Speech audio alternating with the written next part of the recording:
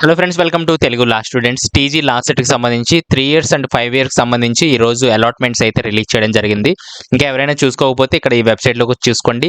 Candidate allotment login page 1 అని చెప్పి ఇక్కడ ఉండడం జరిగింది. దీని మీద మనం క్లిక్ చేసి hall ticket number, rank card, mobile number, date of birth ఇచ్చేసి తర్వాత పాస్వర్డ్ ఇచ్చేసినట్లయితే మీకు ఓపెన్ అవ్వడం జరుగుతుంది. ఒకవేళ సీట్ రానట్లయితే ఇక్కడ సీట్ నాట్ అలాటెడ్ అని చెప్పి ఇక్కడే మీకు చూపించడం అయితే జరుగుతుంది. తర్వాత కింద ఆప్షన్కి వచ్చేటప్పటికి కాలేజ్ లాగిన్ అని చెప్పి ఇక్కడ ఇవ్వడం జరిగింది. అది కాలేజ్ వాళ్ళు చూసుకుంటారు, మనం అవ్వాల్సిన అవసరం లేదు.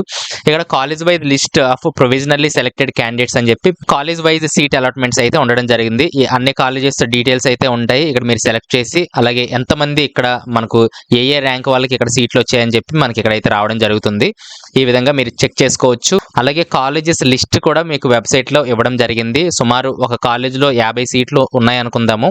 అక్కడ కేవలం 40 సీట్లే మనకు ఇక్కడ చూపించడం జరుగుతుంది. కాలేజ్ వైజ్ అలాట్మెంట్ లో ఒక 10 సీట్లు ఖాళీ ఉన్నాయి కదా. ఈ విధంగా ఖాళీలు అనేది మీరు చూసుకోవచ్చు ఎవరైతే పేజ్ 2కి వెళ్ళాలనుకుంటున్నారో.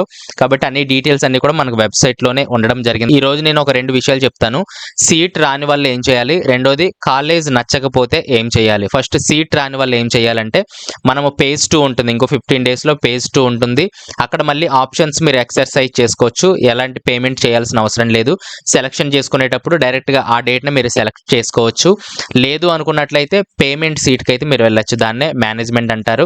మీకు నచ్చిన కాలేజ్ దగ్గరికి వెళ్ళి రీజనబుల్ గా మీకు కాస్ట్ ఉన్నట్లయితే అక్కడ అడ్మిషన్ అయితే తీసుకోవడానికి ప్రయత్నం చేయండి. యావరేజ్ గా 1 lakh అయితే చెప్తున్నారు. ఇయర్కి వచ్చి 1 lakh అయితే మనకు చెప్పడం జరుగుతుంది. ఎవరైనా తెలిసిన వాళ్ళు ఉంటే మేబీ ఇంకా తగ్గించే అవకాశాలు కూడా ఉన్నాయి. ఎవరైతే వెళ్ళాలనుకుంటున్నారో ఈ మూమెంట్ లోనే వెళ్ళి వాళ్ళతో మాట్లాడడానికి ప్రయత్నం చేయండి.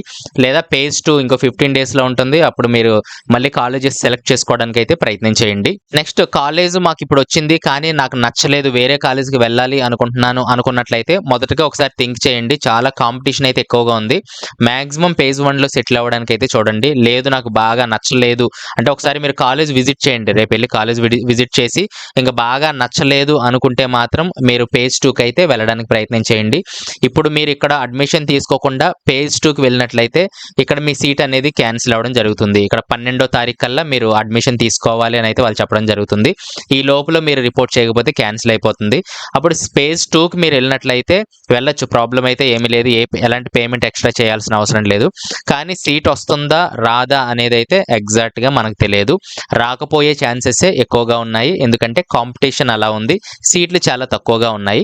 ఏదైనా కొత్త కాలేజ్ పేజ్ 2లో ఓపెన్ అయింది అనుకున్నట్లయితే లేదా ఈ విధంగా ఎక్కడైతే ఖాళీలు ఉన్నాయి అనుకున్నట్లయితే అక్కడైతే మీరు ట్రై చేయండి. కానీ జనరల్ గా పేజ్ 2లో అయితే వచ్చే ఛాన్సెస్ తక్కువగా ఉంటాయి. కాబట్టి మనం ఏం చేయాలంటే పేజ్ 1లో తప్పకుండా మీరు అడ్మిషన్ అనేది తీసుకోండి. పేమెంట్ కూడా తప్పకుండా చేయాల్సి ఉంటుంది. అప్పుడు పేజ్ 2లో మనం ఒక కాలేజ్ పెట్టుకున్నట్లయితే అక్కడ ఒక కాలేజ్ వచ్చినట్లయితే ఈ పేజ్ 1లో పే చేసిన ఫీ అంతా కూడా అటు ట్రాన్స్ఫర్ అవ్వడం జరుగుతుంది. ఒకవేళ ఇక్కడ 40,000 మీరు పే చేశారు, అక్కడ 30,000 ఉంది. 30,000 వాళ్ళు తీసుకొని ఒక 10,000 మళ్ళీ మీకు రీఫండ్ అయితే ఇవ్వడం జరుగుతుంది. లేదా నెక్స్ట్ ఇయర్ లో ఆ 10,000 వారు కలుపుకోవడం అయితే జరుగుతుంది. ఒకవేళ ఇక్కడ 30,000 పే చేశారు, అక్కడ 40,000 అయితే ఎక్స్ట్రా 10,000 అయితే మీరు పే చేయాల్సి ఉంటుంది. పేజ్ 1లో పే చేసిన ఫీ అంతా కూడా ప్రాబ్లం అయితే ఏమీ లేదు. పేజ్ 2కి అయితే మళ్ళీ ట్రాన్స్ఫర్ అవ్వడం అయితే జరుగుతుంది.